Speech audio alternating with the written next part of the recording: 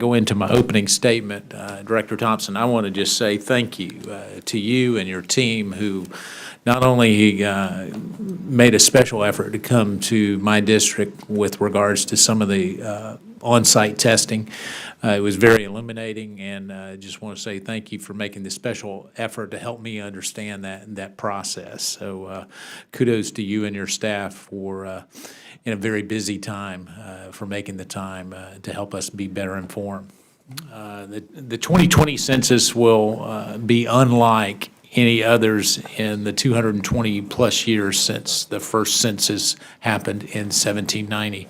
And for the first time, the Census Bureau will be using technology ranging from mobile devices to internet self-response to carry out one of the most important tasks for the federal government, counting the people of this great nation. The use of this new technology and modernization has the potential to create tremendous cost savings for the American taxpayer. Along with this great promise, however, the Bureau's effort also can carry significant risk. For example, if the testing and delivery schedules are not met or strictly adhered to, instead of the cost savings, there could be cost overruns. We've seen that in previous census, so this is not our first rodeo as we look at this. In prior hearings and actually in prior meetings that we've had, the committee has identified a number of areas where the Bureau is at risk of cost and schedule overruns, perhaps incomplete census data and information security breaches or the potential for that.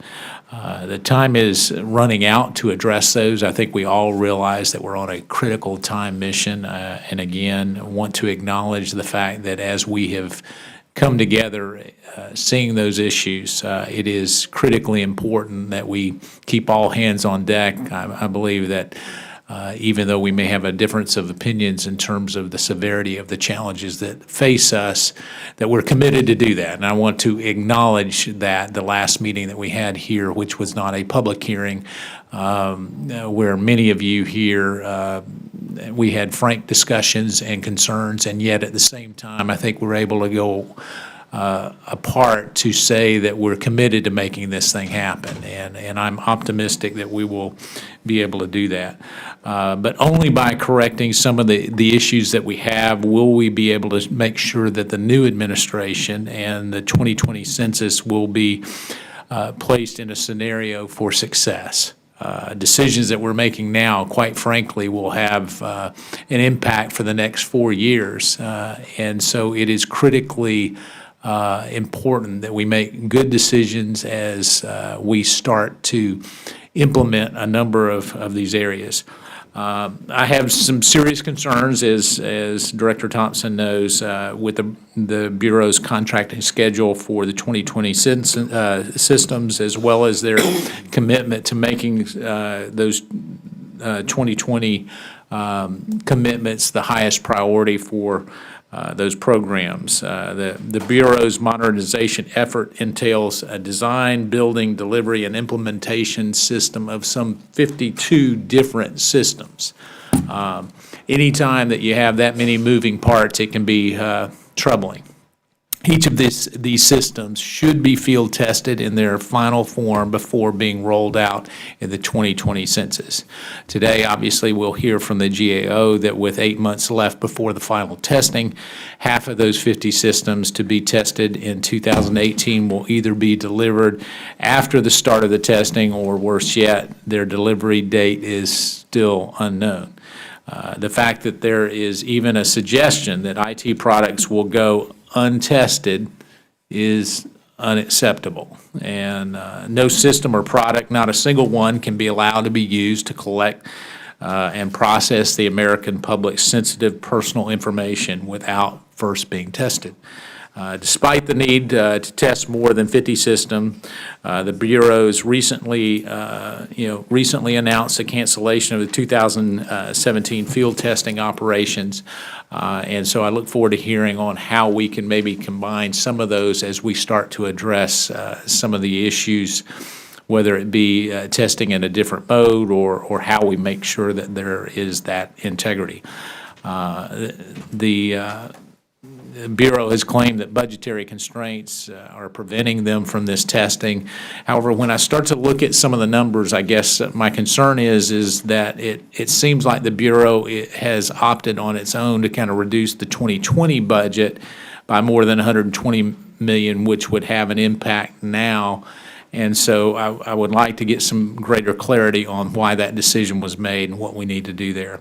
No other program in the Bureau's portfolio is being cut anywhere near that amount. And so I guess to give you an example, the American Community Survey, which is probably the single thing we get the most complaints about as it relates to the census because of the nature of the questions, that program is only being reduced by a mere $3 million. So I want to see where our priorities are as we start to look at it, Director. And the 2020 program should be the highest priority program and should not be shouldering roughly 75% of any anticipated budget reductions. I'd like to thank all of the witnesses for being here today. I believe that we will be able to make some real progress. And with that, I'll recognize the ranking member, my good friend, Jerry Conley, and congratulations on your reelection. You did that in spite of the fact that I endorsed you. Yeah, we have a mutual pact. If it helps him, I'll campaign against him or for him back home, and he's offered to do the same for me. Thank you, Mr. Meadows, and congratulations to you as well. I think this is an important hearing to examine the Census Bureau's 2016 tests for the all-important 2020 decennial census. The decennial census is a cornerstone of our constitutional system. It is used to apportion seats here in the House, to define state legislative districts, and determine school district assignments. Census data helps the private sector make sound investments by identifying unsaturated or emerging growth markets and developing business plans and loan applications. The data also helps Congress make decisions on how to fund special education grants, for example, or provide adoption assistance, or create small business development centers, rural business enterprise grants, and other programs very important to the U.S. economy and its growth. The 2020 decennial census will be the first to embrace information collection technology on a broad scale. According to the Bureau's calculations, the Bureau's information technology plans will make this census leaner and result in $5.2 billion in savings compared to the last census. But those savings can only be effectuated if the Bureau's plans are fully implemented and operate without interruption, and if the Bureau is able to accomplish its constitutional mandate and accurately count all residents. The Government Accountability Office, and I'm glad to see Mr. Poner here again, thank you, is advising Congress that it has concerns. They tell us that 25% of households in recent field tests could not be contacted by Bureau enumerators even after 6 attempts. For example, large multi-unit buildings and locked or gated communities were problematic, as one might imagine, as enumerators were unable to enter the property. The Bureau's software also made it difficult for enumerators to leave notes, which would help indicate what time of day a dwelling's resident was likely to be present or not. The Bureau also had difficulty in creating enumerated canvas lists from administrative data, and enumerators had training difficulties, which resulted in diminished performance. Our goal in this hearing is to ensure that the Bureau answers the concerns of the GAO and learns the lessons from its field tests and shares them with us, and fixes problems in advance of the census itself. This subcommittee has a role to play in a successful census, and we're committed to a successful census on a bipartisan basis. We must ensure the Bureau continue to make progress in the next 3 years, improve its policies, procedures, and technology based on information gained in those field tests, and test and retest those improvements before the 2020 census. In October, I joined Chairman Chaffetz and Ranking Member Cummings and Chairman Meadows of this subcommittee in inquiring on the status of the critical IT decisions related to the 2020 census that had yet to be made, and the Bureau's overall preparedness for the census. We were pleased to receive a quick response and will continue to work with the Bureau to ensure that the CEDC CAP initiative stays on schedule. The Bureau has been making progress. It recently hired a new Chief Information Officer, Mr. Kevin Smith, who is with us today. The presence of Mr. Smith in an office that has been without a permanent leader for nearly a year is finally a welcome sign. While he has only been in the position for a few months, I look forward to hearing the steps he's taken to improve the Bureau's IT infrastructure and how he proposes to implement FATARA, also known as Conley ISA. Again, I want to thank you, Chairman Meadows, for calling this hearing and keeping us focused on the importance of the subject matter. And I yield back. I thank the gentleman, and I will hold the record open for 5 legislative days for any member who would like to submit a written statement. We'll now recognize our panel of witnesses. I'm pleased to welcome the Honorable John Thompson, Director of the U.S. Census Bureau. Welcome, Mr. Director Thompson. Mr. Kevin Smith, the Chief Information Officer at the U.S. Census Bureau. Welcome, Mr. Smith. Mr. David Powner, Director of Information Technology Management Issues at the U.S. Government Accountability Office. Welcome. And Mr. Robert Goldenkopf, Director of Strategic Issues and Census Issues at the U.S. Government Accountability Office. Welcome. And welcome to you all. Pursuant to committee rules, all witnesses will be sworn in before they testify, so if you'll please rise and raise your right hand. Do you solemnly swear or affirm that the testimony that you are about to give will be the truth, the whole truth, and nothing but the truth? Let the record reflect that the witness has answered in the affirmative. You may take your seat, and in order to allow time for discussion, I would ask that your oral testimony be limited to 5 minutes. However, your entire written testimony will be made part of the record. And so, Director Thompson, we will now recognize you for 5 minutes. Good morning, Chairman Meadows, Ranking Member Connolly, and members of the subcommittee.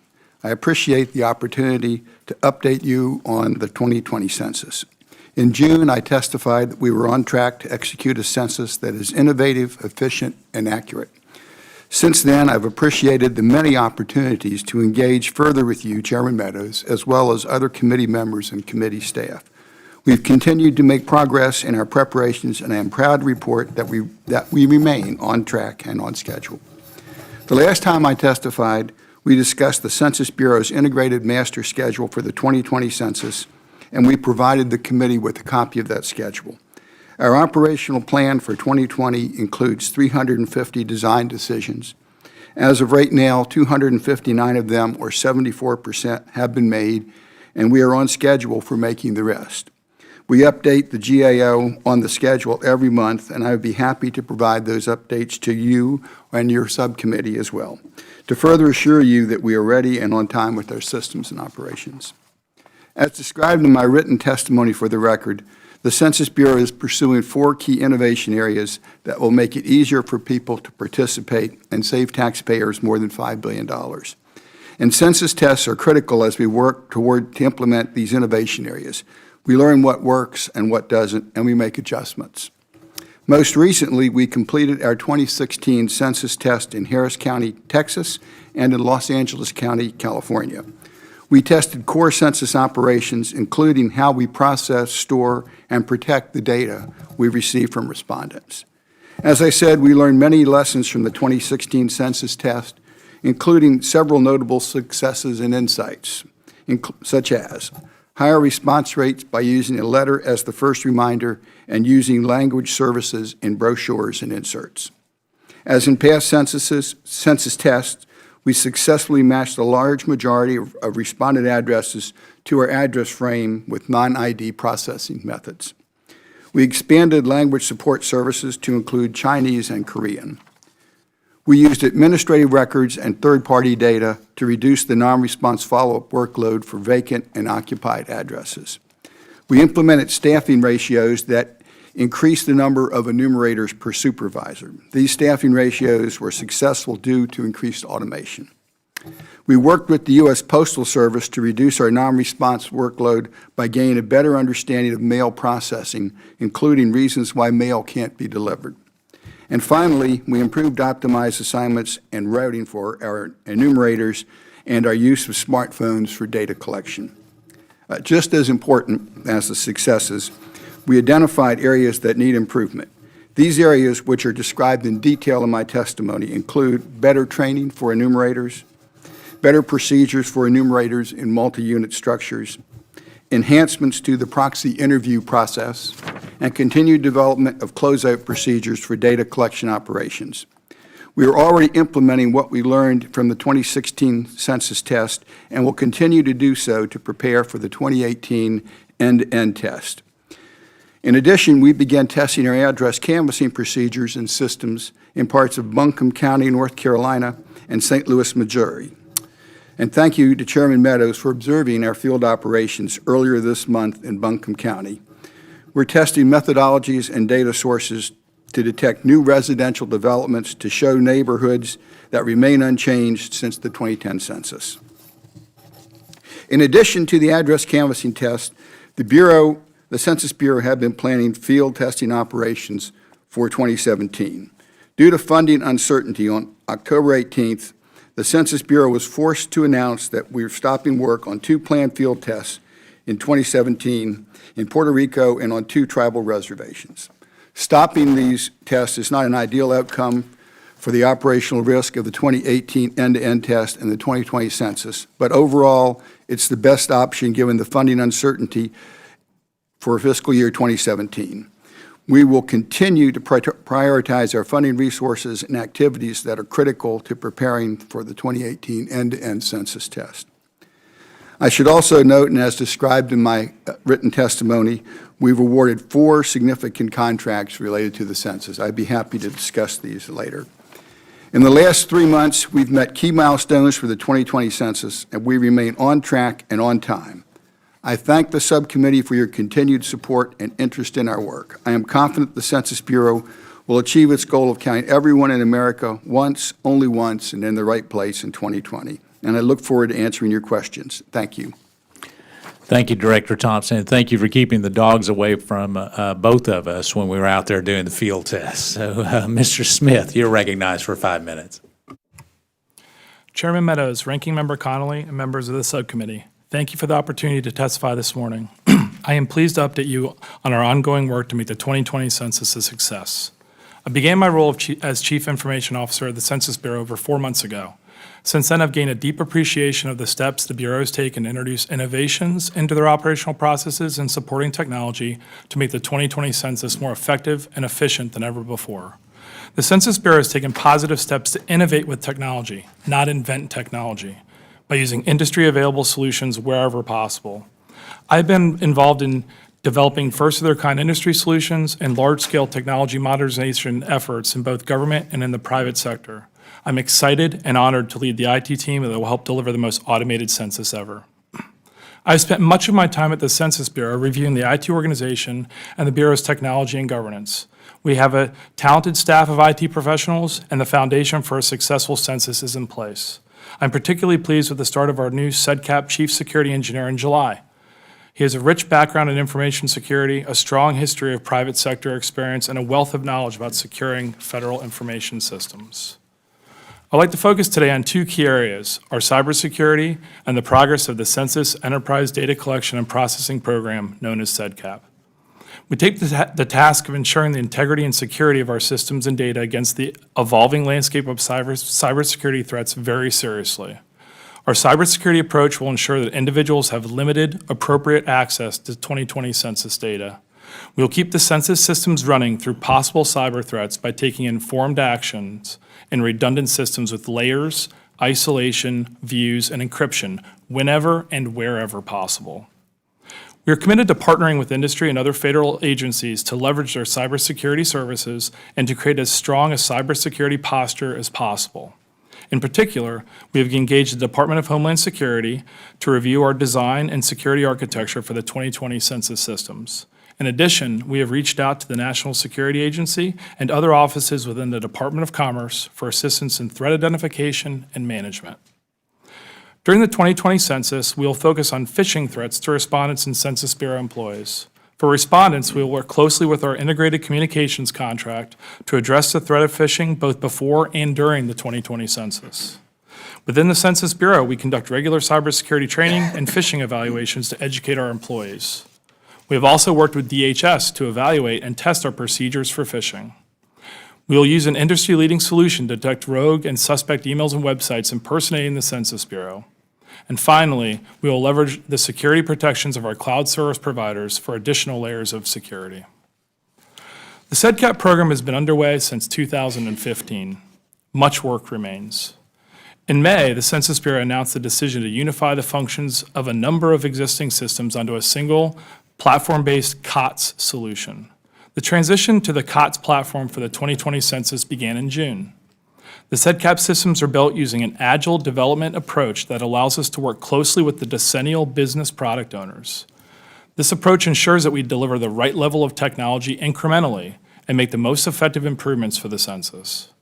We are hard at work to deliver the new version of the previously tested internet self-response capability in the 2017 census test. Overall, for the 2018 end-to-end test, half of the systems needed are already in use and going through enhancements. Over half of the needed systems will be ready for system integration testing within the next 6 months. Looking ahead, I believe the measures we are taking will prepare us to react to any difficulty, including the threat of cyber attacks. Preserving the integrity and security of our systems and data is a top priority. First, we will protect the data we collect. And second, we will sustain secure data collection services so that respondents may confidently respond to the 2020 census. To do that, we will layer our technology in ways that isolate data and systems from each other with views that let us take immediate action when a threat is detected. This approach puts in place a majority of the technical security controls that we need to protect the data and systems from threats. This allows for systems to inherit best practice technical security within the framework while we continue to develop the systems. GAO recently expressed the importance of engaging service providers and the IT vendor community to help mitigate risk, and I completely agree with her recommendation. With the continued hard work from our team and congressional support, I am confident the Census Bureau can achieve our objectives. I look forward to discussing other aspects of our planning for the 2020 census with you. I am grateful for this opportunity to testify before the subcommittee, and I'm pleased to answer any questions you have. Thank you. Thank you, Mr. Smith. Mr. Powner, you're recognized for 5 minutes. Chairman Meadows, Ranking Member Connolly, and members of the subcommittee, thank you for inviting us to testify on the Bureau's plans to deliver, test, and secure key technologies for the 2020 census. Clearly, utilizing an internet response, mobile devices for enumeration follow-up, and cloud solutions are important steps to improving our nation's response rates and securing citizens' data.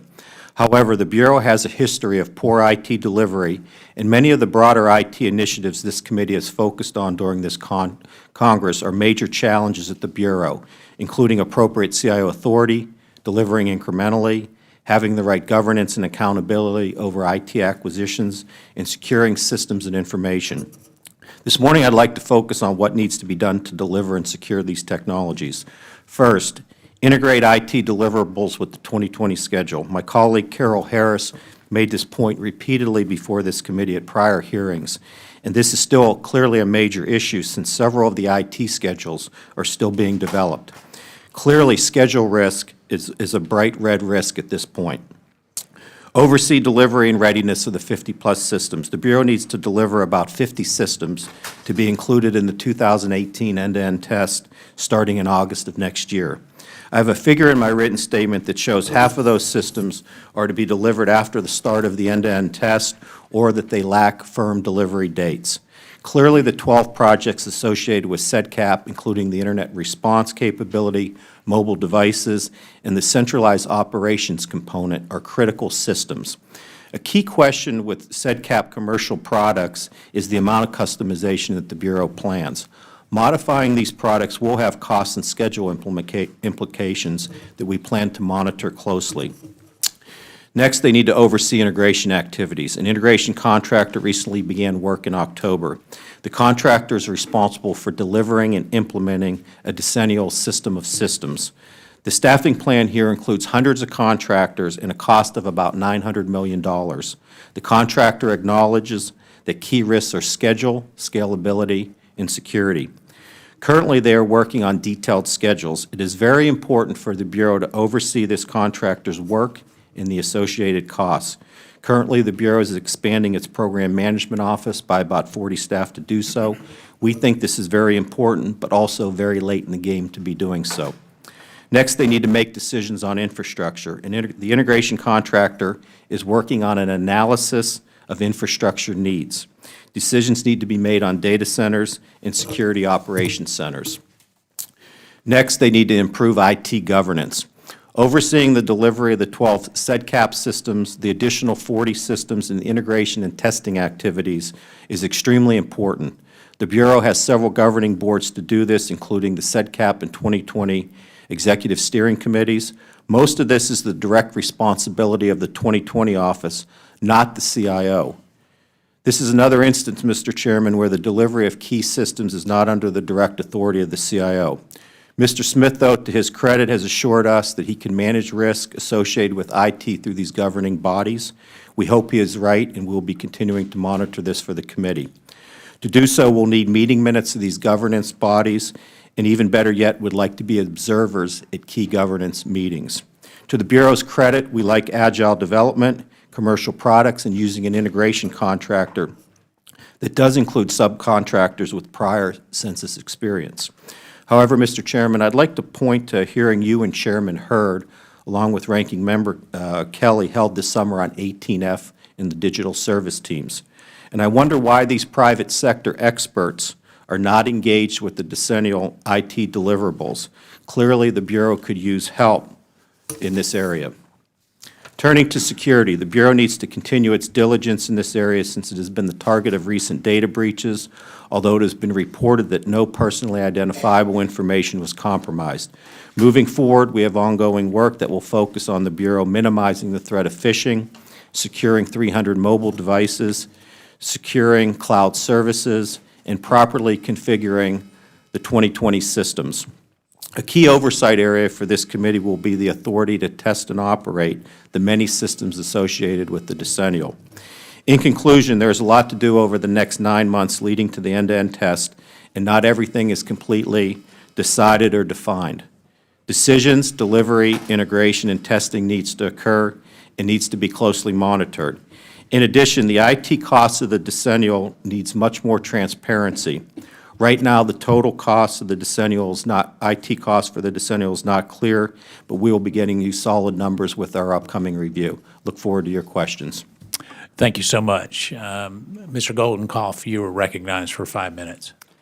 Chairman Meadows, Ranking Member Connolly, and members of the subcommittee. Thank you for the opportunity to be here today to discuss the Census Bureau's preparations for the 2020 census. As you know, to help control costs and maintain the accuracy of the next enumeration, the Bureau is planning to employ new procedures and technology that have not been used to a large degree in prior decennials, if at all. While the Bureau estimates that its planned innovations could save as much as $5.2 billion compared to a repeat of the approach it used in 2010, those same innovations also introduce new risks. As a result, it will be important to thoroughly test the operations plan for 2020 to help ensure that they will produce needed cost savings, function in concert with other census operations, work at the scale needed for the national headcount. The Bureau's failure to fully test some key operations prior to the 2010 census was a key factor that led us to designate the 2010 decennial a GAO high-risk area. In my remarks today, I will provide some preliminary observations on 2 such tests occurring this year: the Bureau's test of non-response follow-up operations in Los Angeles County, California, and Harris County, Texas, and the ongoing test of address canvassing procedures in Buncombe County, North Carolina, and in St. Louis, Missouri. I will also discuss some key lessons learned from the 2010 census that can be applied to the Bureau's preparations for 2020. The 2016 test of non-response follow-up operations, where enumerators visit households that did not respond to the census, generally proceeded according to the Bureau's operational plans. However, Preliminary data at both the Harris County and LA test sites indicate that the Bureau experienced a large number of non-interviews, as much as 30% of the workload, where either no or insufficient data were collected. Bureau officials are not certain why there were so many non-interviews and are researching the potential causes. Going forward, it will be important for the Bureau to identify and address the factors that contributed to the non-interview rate, as they could have implications for the cost and accuracy of the final population count. Our preliminary observations also revealed that refining some key enumeration procedures could produce additional efficiencies by enabling the Bureau to be more responsive to situations enumerators encounter on the ground. These refinements include providing more flexible access to recently closed incomplete cases, improving communication with managers of multi-unit properties to better coordinate enumerators' visits, and improving the ability to update the automated case management system with information on the best time of day to visit households.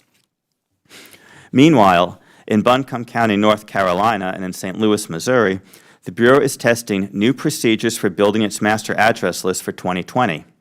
The Bureau plans to employ aerial imagery, street imagery, and address file data from state, local, and tribal partners to update address and map information.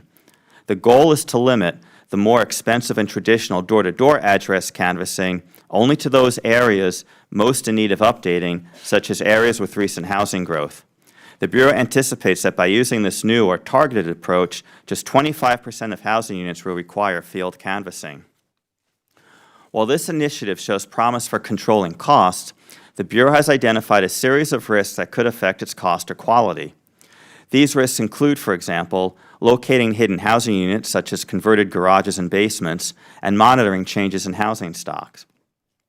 In summary, while the Bureau has made considerable progress in developing more cost-effective enumeration procedures, a number of risks and uncertainties remain, and key lessons learned in planning for the 2010 headcount can enhance the Bureau's readiness for 2020. Based on our prior work, these lessons include ensuring key census activities are fully tested, developing and managing the enumeration on the basis of reliable cost estimates, and sustaining workforce planning efforts to ensure the Bureau has the optimal mix of skills to cost-effectively conduct the enumeration. Chairman Meadows, Ranking Member Connolly, this concludes my remarks. I'll be pleased to respond to any questions that you or other members of the subcommittee might have. Thank you. Thank you all for your testimony. So the chair recognizes himself for a series of questions. So, Mr. Smith, let me come directly to you, since it seems that a lot of this is falling in your area. And Mr. Powner talked about your assurances with regards to a couple of areas where you don't have the direct authority but believe that you can deliver. How do you do that when things go wrong? And I guess my concern is when everything's going right, there's enough people around to take credit. When they go wrong, then all of a sudden, there is a lot of finger pointing. And so should we address that now to make sure that you have the ultimate authority as the GAO would encourage you to have? Chairman Meadows, thank you for the question. What I have in place to assure from a FATARA standpoint and also assure from an execution standpoint that the census will be successful is governance to make sure the acquisitions are done appropriately, as well as governance on all of the technology solutions being proposed from the infrastructure support to make sure they're done the right way and they're actually done with the least amount of risk from the technology standpoint.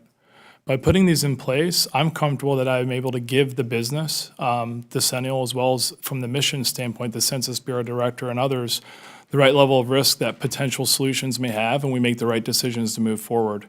All right, let me interrupt you. What is the right level of risk? Because that's a qualitative statement, and I want to make sure we're all on the same sheet of music. Oh, absolutely.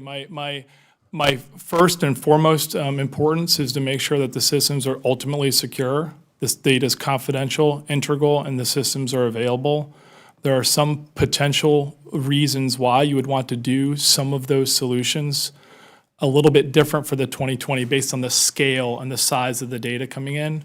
to me, these are not large-level risks as long as we have a large-level view of what it means from the security aspect and the ability to recover the systems. Well, then let's go ahead and talk about that a little bit, because I guess one of my concerns is it seems like half the systems, and maybe I misheard what you said, but half of the systems will not actually be implemented before we start end-to-end testing. Is that correct? That is not completely accurate. Some of the tentative dates that were not in the master, the IIP plan, those are to be delivered as well. They're all tentatively scheduled before August. 60% of the systems are to be delivered before August, and most of So those are the new only systems. 40% of them will not be implemented for end-to-end testing. So I was wrong by 10%. But some of the ones. All right, so let me get to the crux of the matter. The big one, fraud prevention. According to what you've given us, it doesn't look like you plan to deliver that until March of 2020. And so I'm looking at this, and it's very troubling, because we've got a 2020 go live estimate, and you've got fraud detection systems. The delivery is March 20th of 2020. And then we've got the other one of real-time non-ID processing, which says basically, is this the real person that is coming in and actually filling it out? And you've got a delivery of March 20th of 2020 on that one as well. How in the world are you going to test something and plan to go live a month or two after that with those two critical components? I mean, I see that as the crux of why we're here today.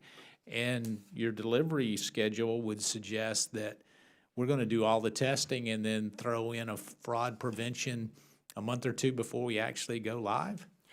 Chairman Meadows, I completely agree with the concern. I will have to go look back at the tests, the system list we delivered and the dates to see how they would say March 2020. You can. Congressman, if I could just say something. So we are continually working on understanding the cyber risks of fraud protection. And so we will run something in the 2018 end-to-end test.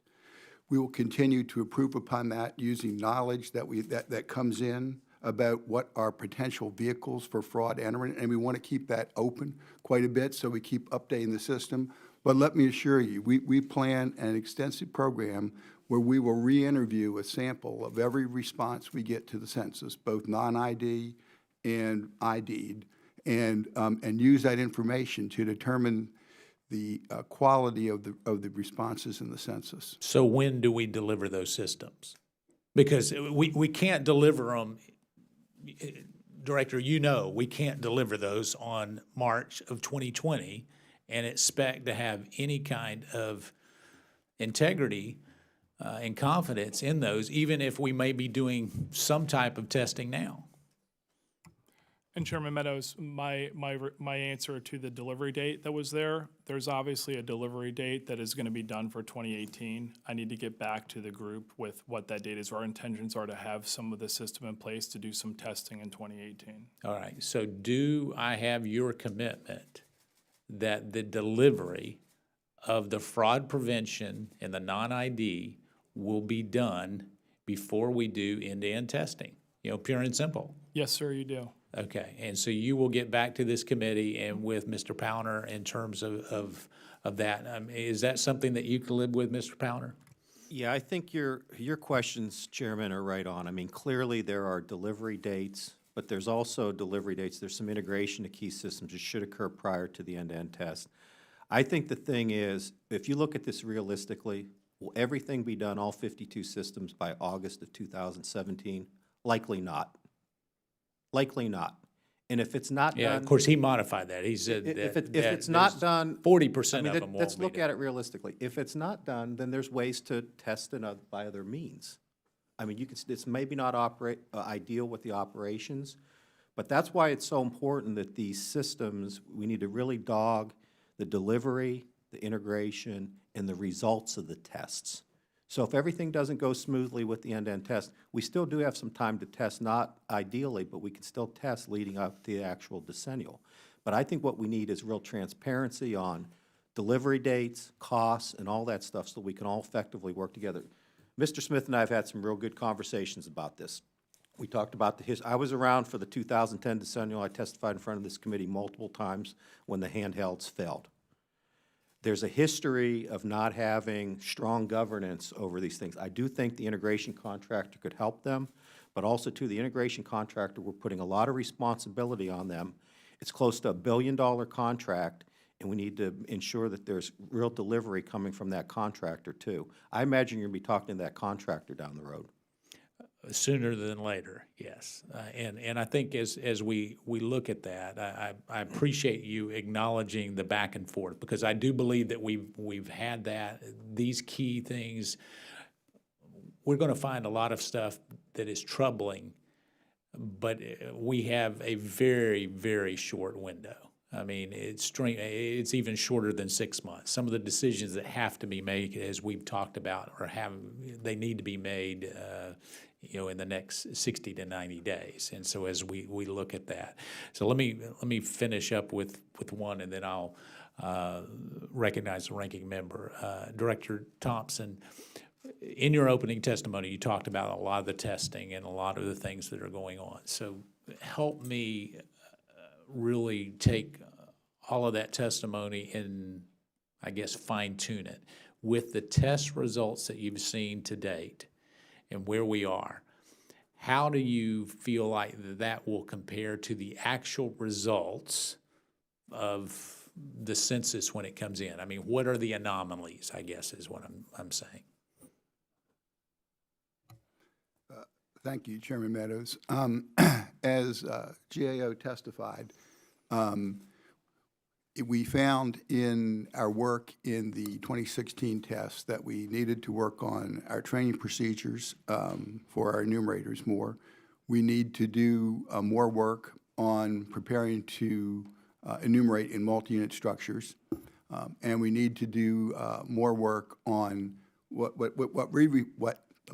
we refer to as closeout procedures, and what Mr. Goldenkopf was discussing as more of an unresolved. But we need to work on that. We learned that, and we have processes in place to get that set for the 2018 end-to-end test. So, and again, we will have the same results coming out of that test. We'll share the results with the GAO. We'll share the results with you, so we all know where we are at that time. so if a number of 10 says we're all the way there, where are we today based on the test results that you've seen?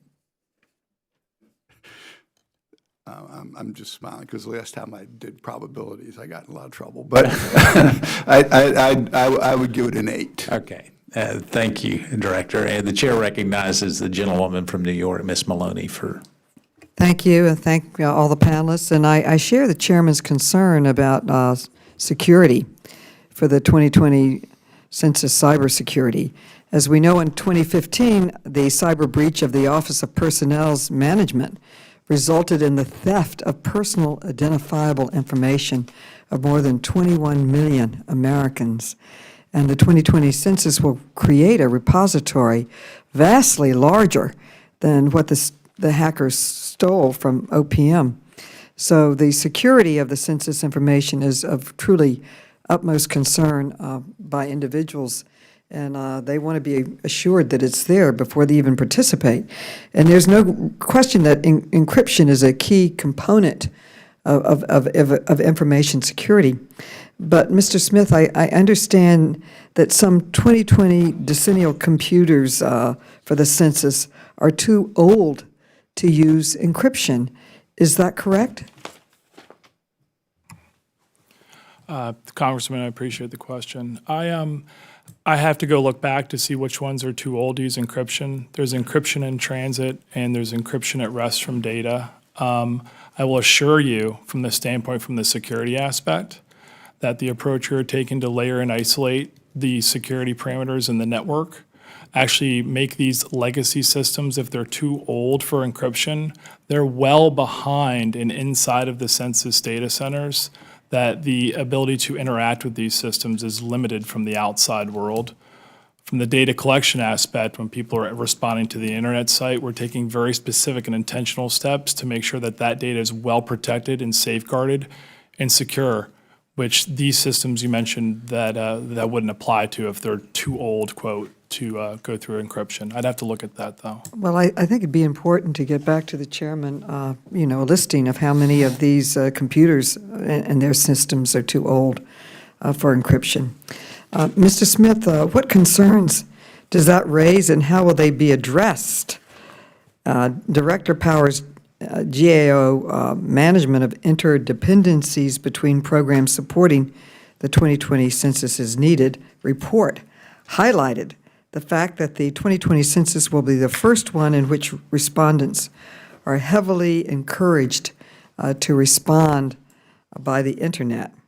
And GAO has previously reported that malicious email attacks are among the growing cyber threats facing the federal government. So, Mr. Smith and Director Powers, your comments? So from the malicious emails aspect, what we're doing is we're going to engage industry-leading solutions to detect rogue emails, detect websites that are impersonating the census, and put some specific things within our system so the public can identify what is a census system they should be applying to and interacting with for the internet self-response. We're also going to be taking steps with the communications contract we have signed with Decennial to go through and educate the public on what they should be doing for phishing, what they should be doing against these attacks, to get in front of it as much as possible before the 2020 census occurs and regularly through the 2020 census. And Director Power, adding to my question, does the 2020 census reliance on the internet create an additional risk of respondents falling victim to attacks?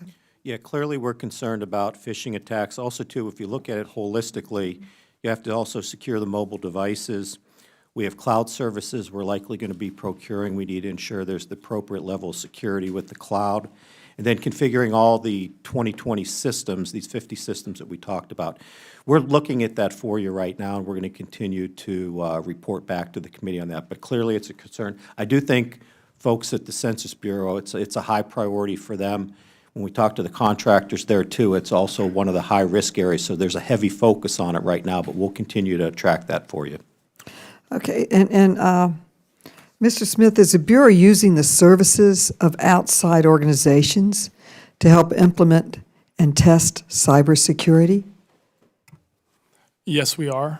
We're using outside resources, Department of Homeland Security. We're also using industry-leading companies to help evaluate our security architecture, as well as test the vulnerabilities and test the penetration, which basically means attempt to break through the architecture we've designed for the 2020 census systems. Well, Director Power, based on what you've heard today, how confident are you that the Census Bureau and the Department of Commerce are implementing sufficient levels of cybersecurity for the 2020 census?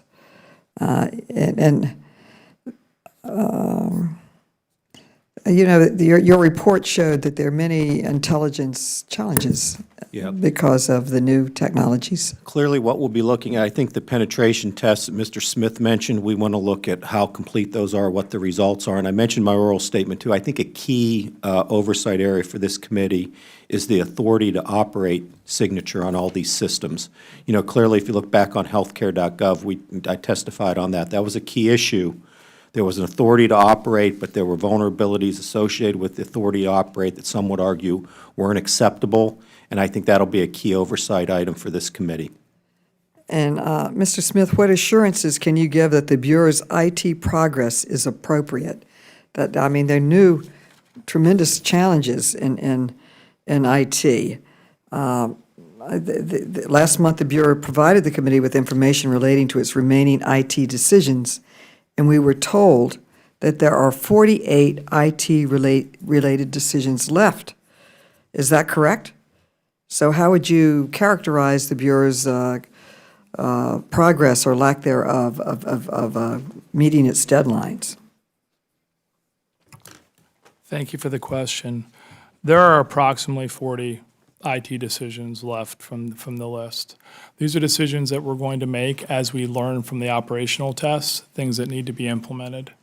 I can assure the committee, or the subcommittee, from the standpoint of how we're securing the technology, enables us to actually develop the technology iteratively and agilely, which is recommended by the federal government as far as approaching large-scale systems of this nature. And I can assure the subcommittee that by developing things agilely, we are going to know how things work and how secure they are along the way as we're developing it. We're not going to wait till the end to do the testing and do the security of these systems. Any other comments? My time has expired. Thank you. I thank the gentlewoman. The chair recognizes the gentleman from Wisconsin, Mr. Grothman, for 5 minutes. Thank you. Couple of questions where I guess the Census Bureau gets in the news. There's been a lot of discussion in recent times in the newspapers about undocumented or illegal immigrants, and I think the number is to a certain extent based on Census Bureau data. Do you guys generate numbers of people who are not citizens in this country? We'll ask Mr. Thompson, Director Thompson. Thank you. We don't produce a number of the undocumented people in the country. I mean, we do produce data that researchers in the field use to make estimates of that, but that's not a Census Bureau product. Okay, so when you give us the total people in the country, you have no idea whether they're citizens or not? That is not something you concern yourself with? Thank you, Congressman. When we produce our estimates from the decennial census, it includes everyone in the country, and we don't distinguish between those that are documented and not documented, and we don't ask. Okay, so we have no idea whether they're a student here on a visa or a short-term visa or a person who is here legally. You have no idea. You said you make an estimate, though. How do you make that estimate? I'd have to get back to you on that. I mean, You have no idea.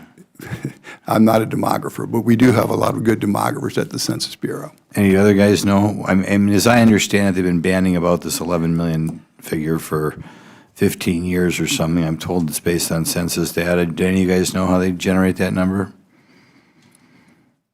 It's used by a lot of politicians. I just wondered.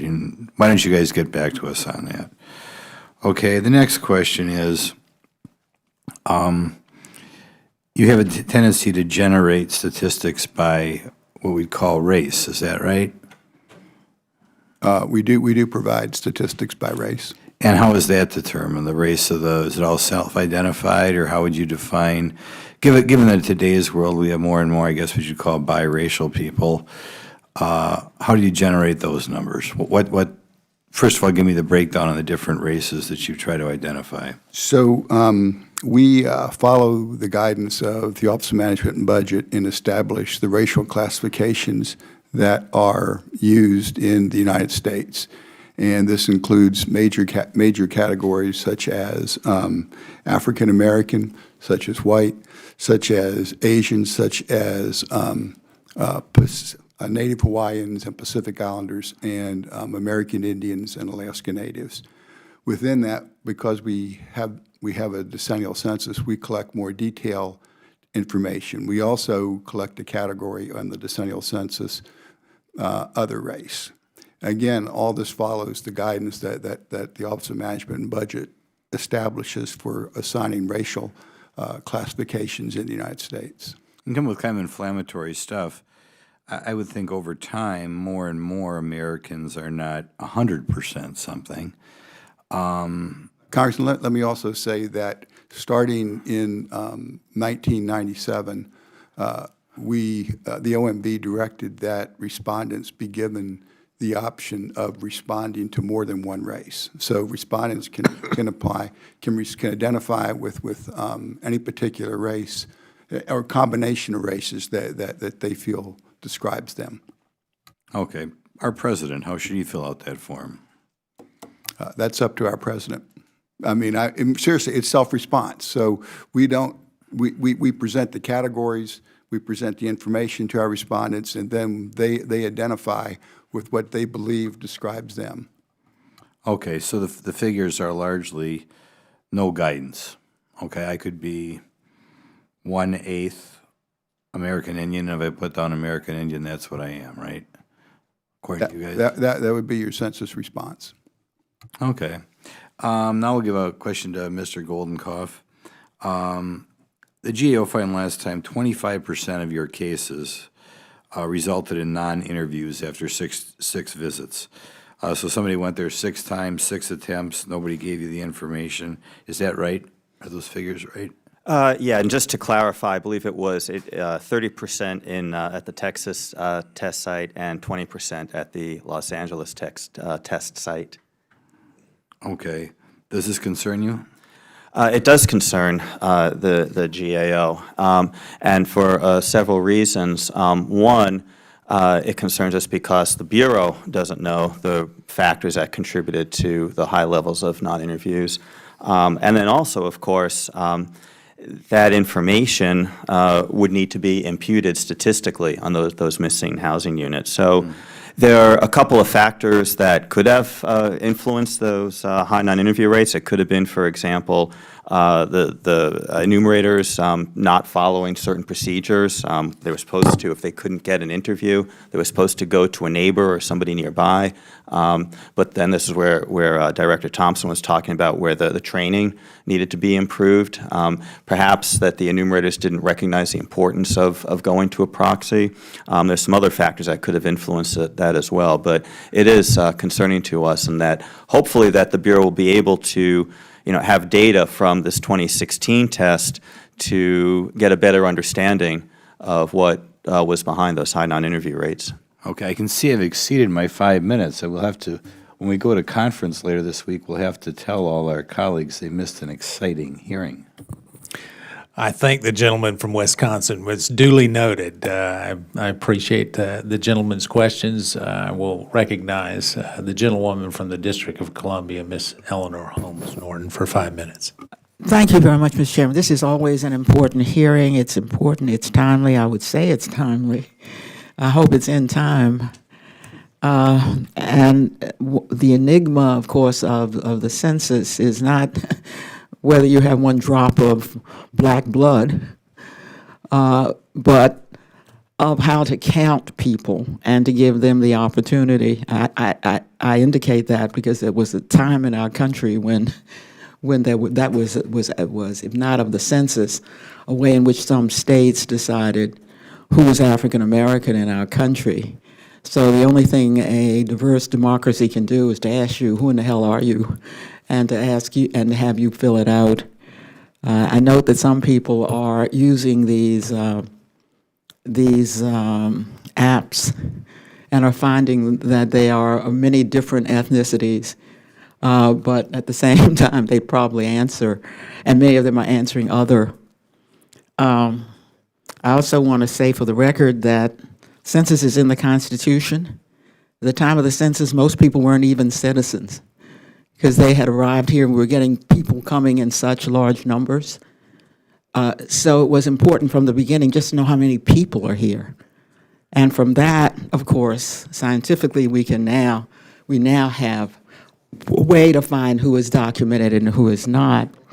But I want to ask questions about this, what I'm calling the enigma of the minorities, which always vex the census. I want to turn to this Harris count field test, so that even using new technology, approximately 30% of the households, I think this is for you, Mr. Goldenkopf, approximately 30% of the households in the test could not be contacted after 6 good faith attempts. My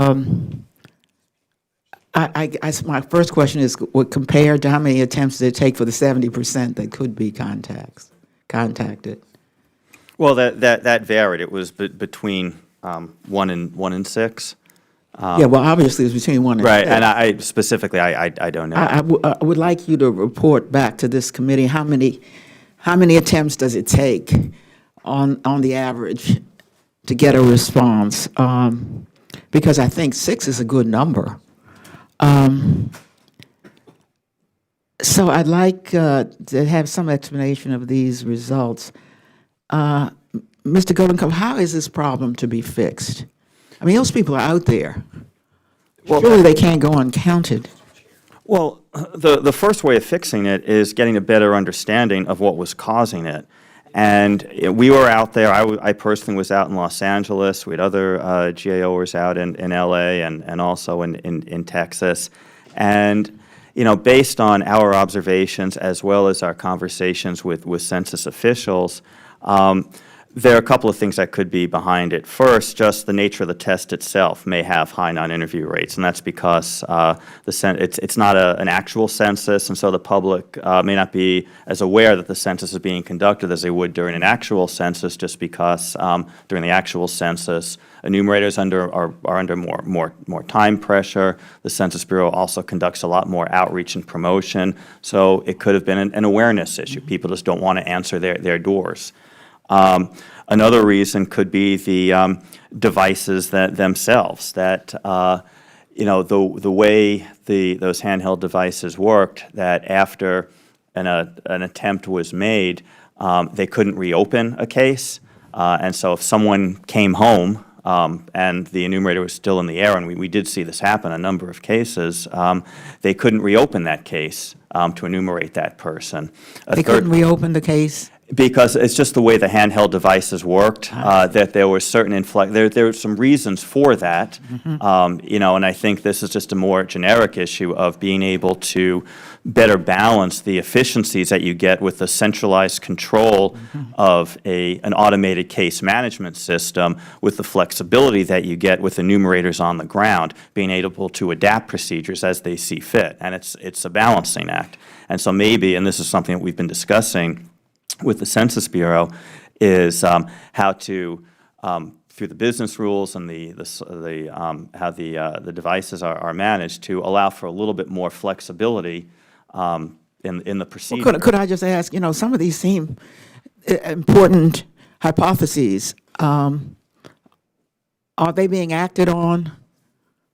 They seem to be a warning sign. Congresswoman, those rates are unacceptable for the 2020 census. So we have the information that will be available to make sure that we can go back to those households as many times as it takes to get a response. And we will do that, because we're not going to leave that much of the population. So I understand that, and that's important to hear. Right. And documenting what of the hypotheses you just heard was the cause would be important for the future as well. Director Goldencup, is there any way to know, should be a way to know, what percentage of those who did not use the internet response option in the two tests were minorities? Who did not use the internet. So basically, if I understand your question correctly, you're asking who minorities who responded other than the internet? Who did not use the internet response, who did not use the internet response option in the two tests. I'm talking about this test and this Harris Count field test. Right. How many were minorities? That would be something that the Bureau could determine. Congressman, we have that information, but let me say that for 2020, we aren't offering the internet as the only response option. So in 2020, for the first time, people can call up and give their interview over the phone. Also, we do know that there are a number of people, a number of communities where they don't want to respond by the internet.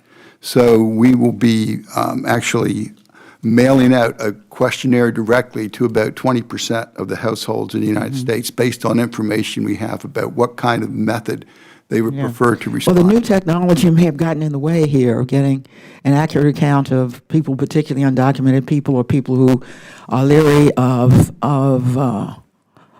responding to people who open the door. I mean, yet you did the field test using new technology.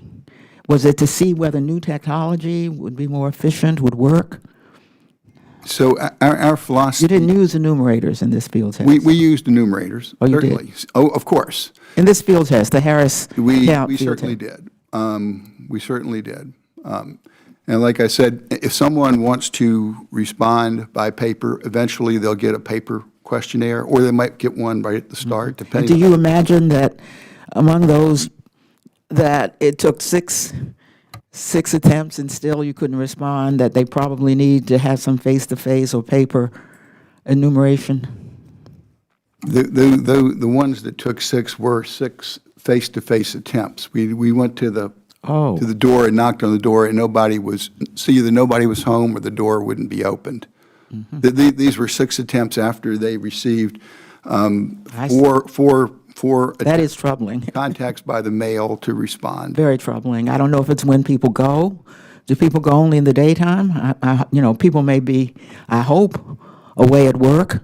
Mr. Goldenkoff? Well, yeah, and I think that is one of the points that we made in my statement, is that being able to leverage the knowledge that the enumerators see on the ground. And for example, one of the things that we saw time and time again was that enumerators would start their assignments about the middle of the afternoon, for example, but a lot of people aren't home. But then at the end of the day, they'd be finishing up around 5 o'clock when people were returning home. They could not reopen those cases. And we saw this in multi-unit dwellings. This is a huge error.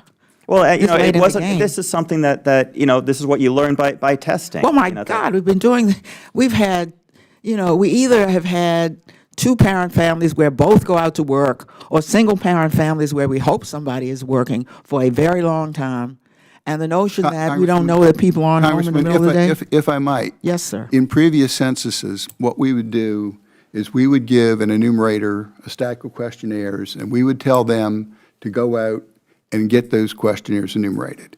We had no idea of what time they were going out, or when they were going, or where they were going. Now, we do have the ability to know when they're going to a house, and we have the ability to tell them they can't go during the day, and they have to go in the evening. So we do have that ability now. Yeah, but this that is we very didn't have important. before. I would hazard a guess. I do have one important question, if I can go before this. I would hazard a guess that most Americans are not home in the middle of the day if they're fortunate enough to have a job and have children, or if they have children and they're in school. And I don't know why enumerators wouldn't begin later in the day if we want an accurate census. Well, in many cases, they did, and this is just, it all comes down to local knowledge, because we also saw examples where people worked the night shift, and the best time to get them was the middle of the day. But one of the things, and this is where the need for that flexibility comes in, is that even though they could not leverage in a very centralized way, an enumerator could write in, come back at 6 p.m. tomorrow, it was not managed centrally in a very good way, and that's what needs to be improved. I think that there were procedures to do that, but it just didn't happen as often as it And should. I see the need the need for central management of the system, along with the flexibility you're speaking of. I do have to ask about what I believe is really a constitutional question, and that is prison gerrymandering. A huge distortion of the count because, for example, big cities will rarely have a prison in the middle of the city, and so it'll be in another area less populated. This is going to court. Recent cases have held that prison gerrymandering violates the Constitution. I hope we are finally going to settle this. But the Bureau recently put out a request for comment on its residence criteria, and here I'm going to quote what you said. The usual residence for counting purposes would be the prison in which the inmate is held. Now, some states have moved forward to correct this huge distortion that can affect everything from where we count for members of Congress, not to mention where resources go. So you're overcompensating where the resources may in fact not be going. For schools, for example, there are no schools in prisons. I don't see how we can have it both ways, and want to know, are we going to settle this question, or are you looking forward to the census facing really a huge constitutional question? Because There are a number of cases, and they will be on their way out. What are you doing to settle this question before the census? Okay, the gentlewoman's time has expired. You can answer very quickly if you have a response to that. I do have a response. So we issued, and this was in the interest of being open. It's the first time we've done this. We issued our proposed criteria for determining residents in a Federal Register notice at the end of June. We gave a 30-day comment period. We extended the 30-day comment period based on requests from the committee. We've gotten over 78,000 comments, responses to that Federal Register notice, and we're now in the process of evaluating the very thoughtful comments that we got so that we can issue a final determination. Well, let's hope you take into account the recent litigation. You cannot have censuses where some states have corrected this, other states haven't, and then go to the American people say we have an accurate census. You can't have two ways of counting the same population based on what state they're in. Thank you very much, Mr. Chairman. I thank the gentlewoman for her interest in making sure that everybody is properly counted. So let me kind of close out by asking a few questions to make sure that we're all marching to the same drumbeat, because I think we're getting closer. And so, Mr. Smith, let me start with you.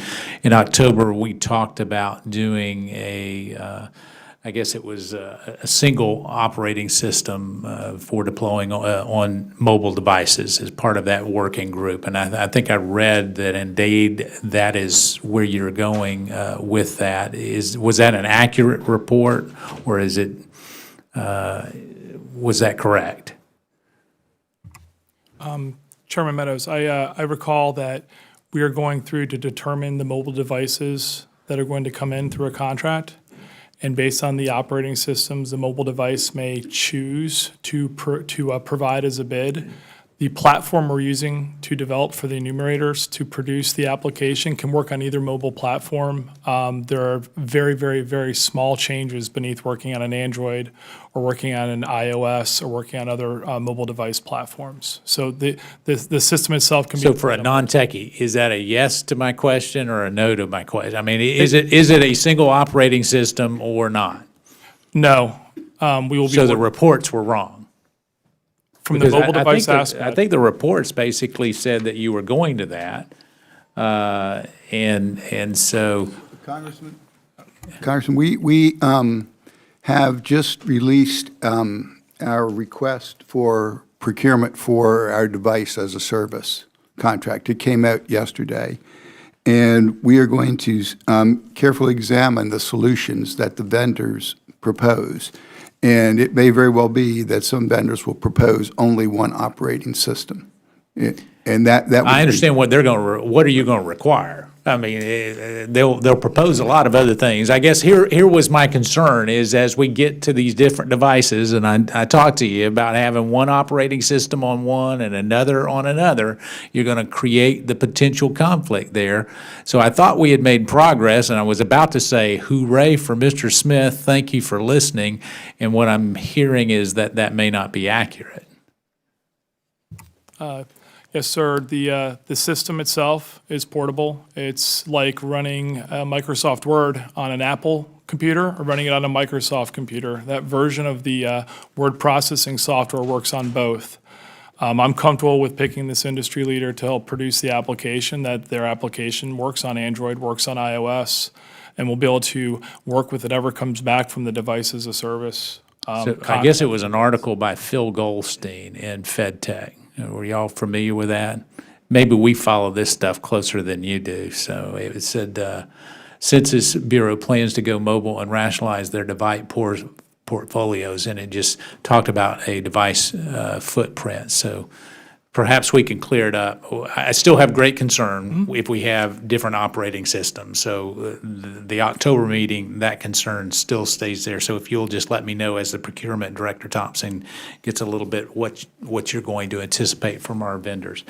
Mr. Powner, let me come to you because some of these timeframes, and according to Mr. Smith, we're talking about 40% of those systems not being in place for end-to-end testing. is it possible for you to identify what systems could be de-scoped and would be appropriate to be de-scoped if the mission is too great? I think the key question on the de-scoping, and this is something we've talked to Mr. Smith about, is understanding what the critical path is. Not all those 50 systems are on the critical path, so there is a critical path. I mean, sure enough, the internet response and the mobile devices and the centralized, there's some things that are very big and important, right? We know those are on the critical path, but identifying everything on the critical path and then looking at potential de-scoping, you don't want to de-scope items on the critical path. Right now, with the integration contractor and the integration tests, I think that's a TBD, everything that really is on the critical path. So that's a key question about what's on that critical path from an integration point of view. So would you agree with that, Mr. Smith? Yes, sir, I can. All right, so if you agree with that, then can you report back to this committee by the end of this year? And so I would say by the December 31st with what I would call is a critical path analysis. A is critical path, we got it, these are must-haves. B would be, yeah, it's critical, these are nice to haves, but and C, it's not part of the critical path at all, so those would be subject to de-scoping, as Mr. Powner talked about. And sir, I'd like to also address in the conversation we'll have with GAO, it comes down to the context of the systems too, as Mr. Powner discussed. Data collection is utmost of importance. Those systems are prioritized and being done. Some of the things that are done after August are things that can, by time frame, be done after August, and some of them are enhancements to existing systems like paper collection. So the context of the systems will also play in. Well, and what I will ask on that A, B, and C, if you will put in parentheses T next to it, if it's a timetable initiative that makes it perhaps less critical in terms of our end-to-end testing or where it is, because I need to know what your thinking is on this. Well, this is not critical because we can deal with it in November of 2019 versus this is just not critical. Does that make sense? Yes, it does. Okay. All right. So Director Thompson, let me come back to you in terms of budgets on two different questions. So Ms. Holmes Norton was talking about going from internet to paper and phone. If there is a disproportionate share of those that respond by phone or paper, some other collection mode, how does that affect the budget, and will that affect those numbers adversely in a significant way? Right now, we have estimates of getting about 63.5% response in directly. It would cost more if more people preferred paper and more people preferred telephone, but it would certainly cost more if people did not self-respond at all, and we had to go out and do the non-response follow-up.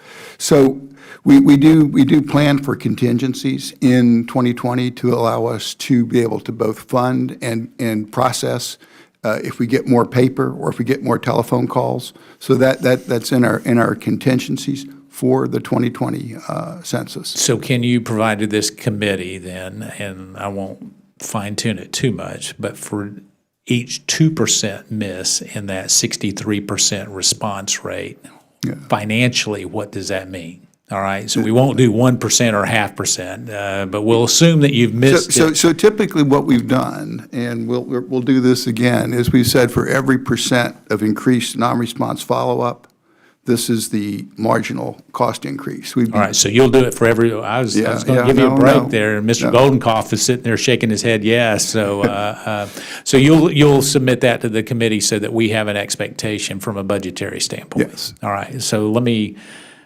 talk about priorities. And I mentioned it in my opening statement with the reduction in the 2020 budget and what that's done in priorities. Would you not agree that the most important aspect of your job is the 2020 census, is the highest priority out of everything that you do? I would agree, Congressman. It's a constitutional mandate.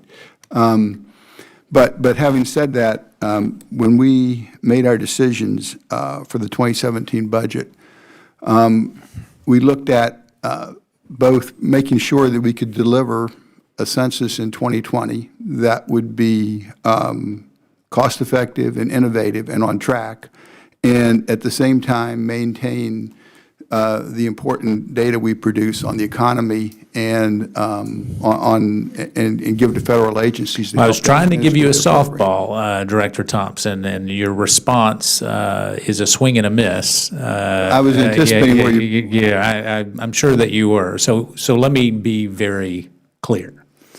If we're going to cut the budget, it doesn't need to be cut from the census. It needs to be cut from other areas of responsibility, from my perspective. And then you've got an open door that I'm willing to go to the appropriators and I'm willing to advocate on your behalf. But if we're fully funding the other operations and we're not fully funding the 2020, I'm not going to get calls on whether the other aspects of your job are done or not when they don't get fulfilled as much as I would the 2020 census. Do you understand the importance of it from my standpoint and Ranking Member Conley's standpoint?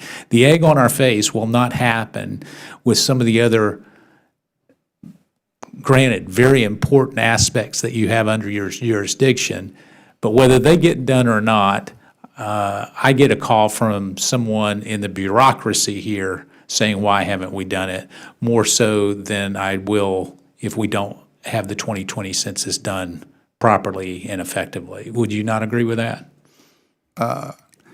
I've got to say, my number one goal is to do the 2020 census in new and innovative ways, and effectively and accurately.